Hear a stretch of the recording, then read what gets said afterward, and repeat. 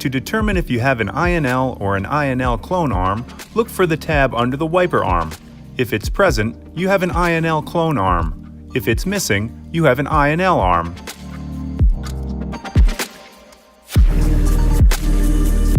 Here's how to install a Rain-X Silicone Endura wiper blade on an I&L clone arm. First, remove the pre-installed adapter from the wiper blade. Grab the end, rotate up, and pull away. Locate the packaged adapter labeled A. Align the A adapter so that the arrow on top is pointing in the same direction as the arrow on the base. Insert the front of the A adapter into the slot in the base. The adapter should catch. Press firmly until it locks into place with a click. After you've removed the old wiper blade, make sure the wiper arm is in the up position. Locate the legs on the bottom of the adapter and notice they squeeze together. Press down on top of the adapter so the legs are sticking up.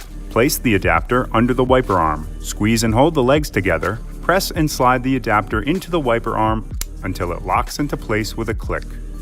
Ensure the tab on the wiper arm engages underneath the tab on the adapter. Remove the yellow plastic squeegee cover and lower the arm gently onto the windshield. Installation is complete. You're now ready to outsmart the elements with Rain-X Silicone Endura.